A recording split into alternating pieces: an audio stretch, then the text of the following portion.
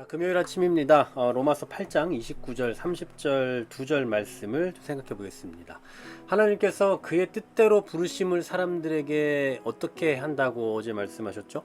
모든 것이 합력하여 선을 이루게 하신다. 그러니까 구원을 궁극적으로 이루어 가신다라고 말씀을 하셨는데, 오늘 본문에서는 아주 중요한 몇 가지 키워드가 또 추가적으로 나오고 있습니다. 먼저 미리 아신 자들, 그리고 미리 정하심, 그리고 부르심, 의롭다 하심, 그리고 영화롭게 하심. 자, 총 5가지의 아주 중요한 키워드가 등장하고 있는데요. 이것을 황금사슬이라고도 합니다. 자, 왜 그러느냐면 29절에 먼저 보시면 미리 아신 자들이 나오죠. 미리 안다라는 말은 뭐 원래 어떤 것을 이렇게 앞서서 알고 있다, 그런 의미잖아요. 그래서 이것을 이제 뭐 예지다 이렇게 말을 합니다. 그래서 이 말씀 가지고 이제 어떤 분들은 예수님을 믿을지 안 믿을지를 하나님께서 미리 아셨다, 미리 예지하셨다라고 또 그렇게 말하기도 하죠. 그래서 이제 그것을 뭐 예지를 붙여서 예지, 예정이다 이렇게 또 주장하는 분들도 있습니다. 근데 그렇게 되면 이 구원의 근거를 하나님의 은혜와 하나님의 주권에 두는 것이 아니라 사람의 믿음, 즉 사람의 의지에 둘 수 있는 거죠. 사람의 공로에다 둘 수 있다라는 거예요. 뭐 아마 지금 이 5분 큐티를 들으시는 분들 중에도 이제 교회에서 이 예지 예정을 이렇게 배우시는 분들도 계시겠지만, 뭐 저희 교단에서는 또 저희 신학에서는 예지 예정을 반대합니다. 왜냐하면 여기서 아신다, 안다라는 이 표현은 어떤 지적인 개념이라기보다는 사랑이나 돌보심의 의미에서 관계적인 언어다라고 보고 있는 거죠. 그러니까 하나님과 우리 하나님의 백성이 언약 관계에 있는 그런 어떤 그 관계성 안에서 일어나고 있는 표현 중에 하나로 안다라고 볼 수 있다라는 거죠.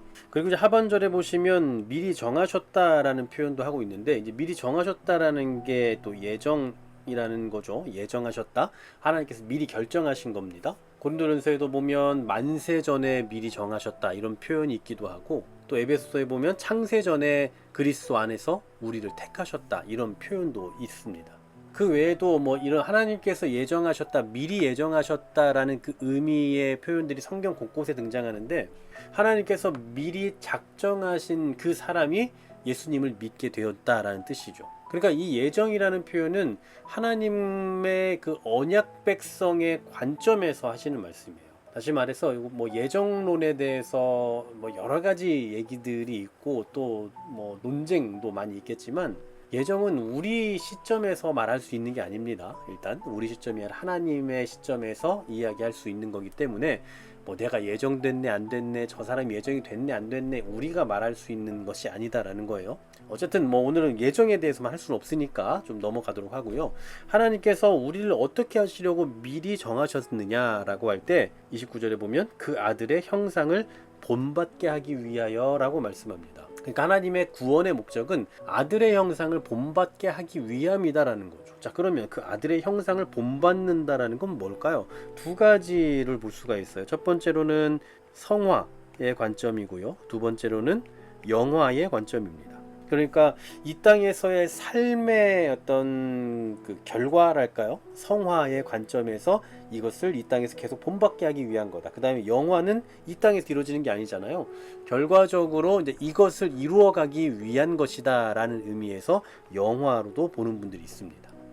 그리고 더 나아가서 이제 30절에 보면 우리를 얼마나 영화롭게, 또 우리를 향한 그 계획하심이 무엇인가 더 구체적으로 가르쳐주고 있는데요. 한번 보십시오.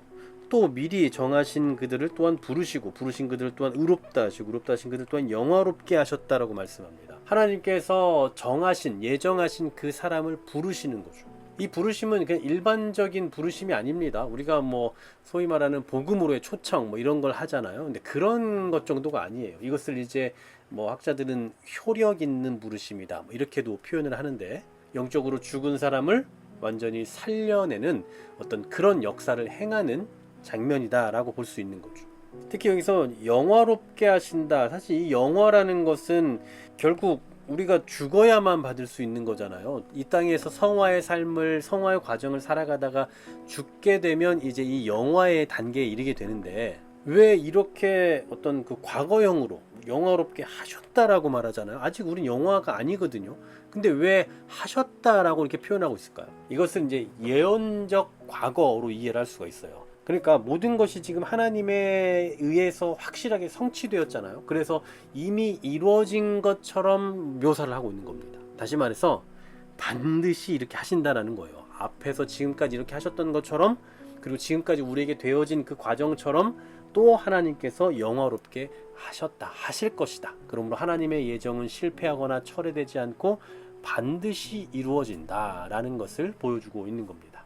우리가 이처럼 예수 그리스도를 믿음으로 인해서 어떤 받게 된 그 영광스러움을 이해하기 위해서는 하나님의 계획의 위대하심, 그 영광스러움을 볼 수가 있어야 돼요. 그냥 지금 우리의 위치에서 내가 얻고 내가 누린 것에 대해서 만족하는 것이 아니라 이것을 이루기 위한 하나님의 그 계획하심을 생각하면 우리의 이 위치가 얼마나 영광스러운지를 새삼 깨닫게 되는 거예요. 여러분, 우리에 대한 그 구원은요, 그냥 쉽게 예수 믿었더니 구원 받았다, 뭐 이런 불확실하게 그냥 단순하게 말할 수 있는 것이 아니라 얼마나 철저한 하나님의 그 계획하심 가운데서 이루어졌는지, 그리고 앞으로도 이루어 가시는지를 우리가 이 말씀을 통해 다시 한번 생각해 볼 수 있다라는 거죠.